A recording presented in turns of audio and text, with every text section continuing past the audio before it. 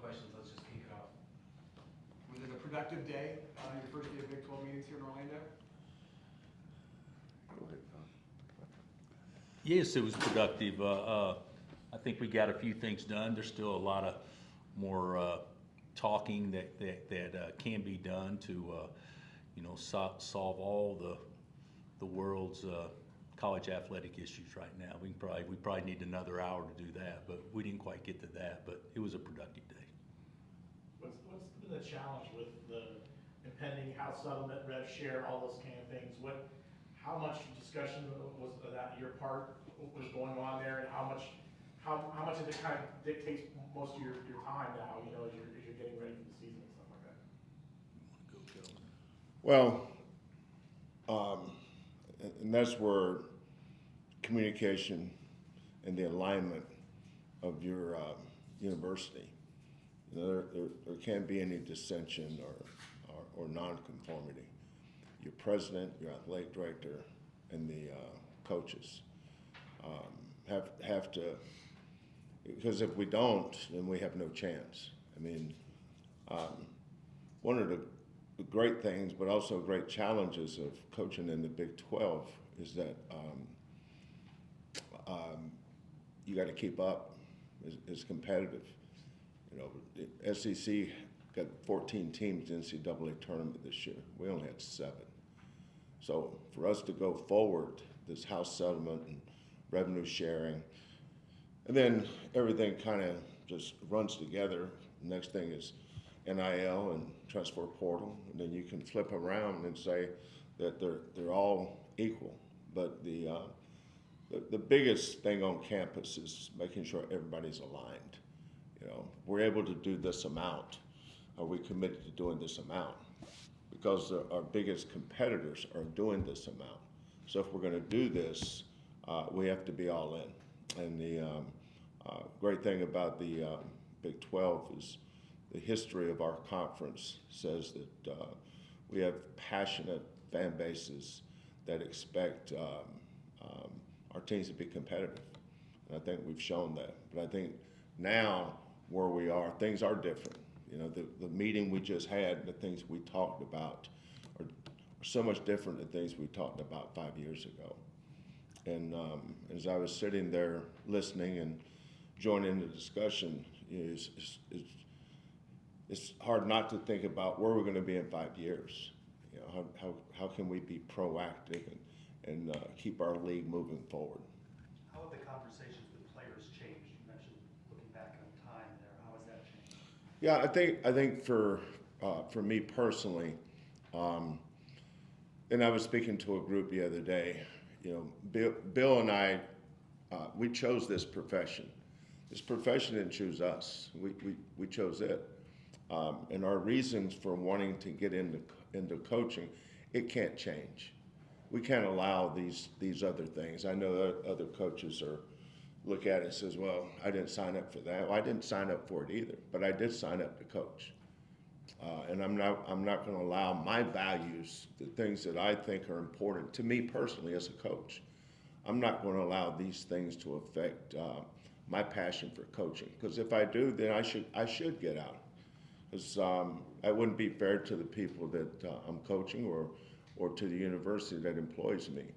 The NIL, the transfer portal, none of that comes into play when I'm teaching defense or rebounding or offense or defining the difference between winning and losing basketball. My conversations still remain the same with our teams. I know that I have other guys on staff that handle stuff that is different, but I'm not interested in talking a lot about that. We have somebody else do it. I just want to be the coach. Coach, is that the same perspective? Yes, it is. And, kids still want to get better. Mm-hmm. They still yearn for discipline deep in their core.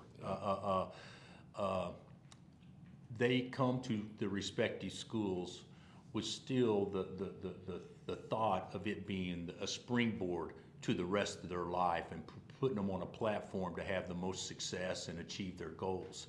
So we would be doing kids a disservice if we didn't coach them in the manner that we should in order to allow them to come as close as possible as achieving their dreams. That hasn't changed. The circumstances around that have changed, and Kelvin's right. Still at the end of the day, you got to coach your guys. You got to coach your team. And these changes in college athletics now are so drastic and apparent, but how many businesses out there haven't gone through drastic changes as well, and people have to adjust? We have to adjust, and we have to welcome change. And even though we're uncomfortable in the present, it's going to balance out. You know, it may take a little while, but it's going to balance out. And our sport is still great. And for people, if they would ever say that our sport isn't what it used to be, I don't believe that at all. I think the quality of play this past year with NIL, with the transfer portal, actually on the court was as good as I've seen it in a long time. So that's not the issue. Our game will remain the same. We just kind of got to navigate and get through this stuff. And to the question earlier about the settlement, I think we're dealing in hypotheticals until we positively have the settlement done. And when that's done, I think there'll be more clarity to it that we can all move forward probably and feel better about it. Ryan, what are some objectives for the programs in non-conference scheduling, and will the league this year have a non-conference showdown with another league this season? You know, non-conference scheduling is more important than ever before. You know, we spent considerable time today talking about the importance of it. You know, we talked about how successful this league has been from a basketball standpoint. It's something that we do, and we've been the very best over the course of the last 10 years. So in order to stay on that path, and Coach Sampson mentioned the SEC as an example and getting 14 teams in, we want to maximize bids, we want to maximize seeds, and non-conference scheduling is a huge component of that. We're moving from 20 conference games to 18 conference games. And so we spent considerable time talking about the importance of replacing those games with quality games that allows our conference to continue to thrive. Understanding that each of our teams has their own individual needs based on where they are in the process, but the importance of continuing to build our league through successful winning games against other leagues is something that we're really focused on. So will you have a conference clash? I know you had the Big East last year. Is that going to happen again this season for the league? Or? You know, we do not have a quote unquote, you know, challenge like that on the books. But what we do is we have relationships with many of the other conferences around the country that we're continuing to work with. You know, we work with all of our institutions on opportunities that may exist from a non-conference standpoint. Each of them also has their own connections, you know, with institutions that they may want to match up with. But what they do know is the importance of how to build a schedule to build a resume that puts them in the best position to be NCAA tournament teams. And, you know, these are two shining examples of scheduling in a way that puts you on a path for a #1 seed or for a great seed in the tournament. What went into the decision to go to 18? Well, there's several factors that go into it. You know, playing 20 games is challenging, especially in a league like ours. You know, the way that we had it previously constructed, you know, there was no built-in buys in that schedule, and the schedule got very compressed. And when you're playing in the league as challenging as ours, understandably, our coaches wanted a little bit of an opportunity during the course of conference play to take a deep breath. And going to 18 games allows that. It allows us to have a built-in bye, and it's something that we feel like is important for the time being. Did the analytics show that there was an increased chance of at-large bids, or did that go into it all, looking at what the SEC did? Well, you know, we've been in 18 games before, Yeah. you know, and going to 20 is something that we did for this past season. The SEC has, you know, they play 18. The Big Ten plays 20. You know, there's a variety of ways to do it. There's many ways to skin a cat. But what we do know is, you know, what our conference does during the non-conference scheduling time is really what sets the stage for how strong our conference is going to be overall. You know, the quality games that we schedule, the success that we have during that time will set the stage for if we're viewed as the #1, #2, #3 conference in the country as we go down the stretch headed to March Madness. So our coaches are very committed to that process. They understand that Non-conference scheduling is going to be kind of our bread and butter as we lead into conference play. And they'll do a great job of scheduling, because they do like the flexibility of playing 18 games versus 20. So they understand the importance of kind of maybe making good on some of those additional games that they can schedule on their own to ensure that we have quality non-conference schedules across the board. Have those 3 teams that each schedule will have home and away, have those been decided? And if so, like what goes into deciding who's going to be the home and away matchups for a conference schedule for each team? Yeah, definitely. When you go to from 20 games to 18 games, it certainly changes the dynamics of your conference schedule. We'll have 3 2-plays. There'll be 3 teams that you'll play twice, both home and away. That's something that we're currently going through the process of working through right now. Within the next week to 10 days, we should have that completed. But there's a lot of things that kind of go into that soup. You have to look at rivalries, geography, TV certainly has an impact, and then competitive equity. We're trying to put all those things into a pot and stir it up and come up with a reasonable set of matchups that give all of our institutions an opportunity to be successful, but also creating made-for-TV opportunities that our TV partners really want to see as well. I know right now it's kind of that time period with NIL and rev share going. In the future, it'll be mostly rev share. But when you look at the cap and everything, you have Big East programs that don't have football teams, so they don't have the lion's share of their rev share going towards football. Is that something that is a concern as coaches when you try to recruit the nation's best players? Do you feel like the Big East has an advantage? Well, not all the Big East teams have the same resources. You say Big East, you're painting everybody under the same umbrella. But just because you don't have football, football brings in a lot of revenue. It was like the Big 12. The best program, the bell cow for the Big 12 has always been Kansas. Kansas is the program. Like in this part of the country, it's this school, this school, this school, but let's not get it twisted here in the Big 12. It's Kansas. So I don't think it's the Big East per se. It's who's their best teams, and can they use that to gain more of a competitive advantage? I don't know. I mean, what looks right on paper is not always reality. I don't think kids are going to go to Kansas because of NIL. They go to Kansas because what Bill said a while ago. They want to be the best they can be.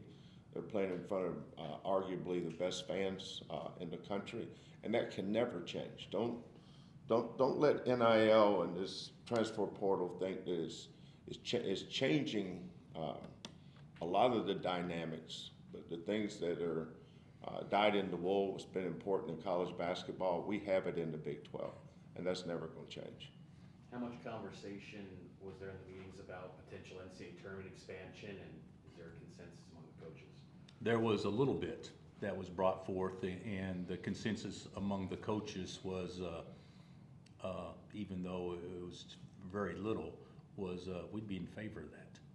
And of course I don't know what the number will go to, but I do know that there's discussions about that, and to the point about the Big East, to Kelvin, not everybody's operating under the same umbrella, so to speak.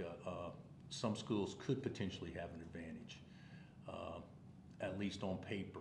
Mm-hmm. But there's also some schools, if it was totally level, would have some advantages. I don't know if you can make it where it's totally equitable all the way across the board for everybody.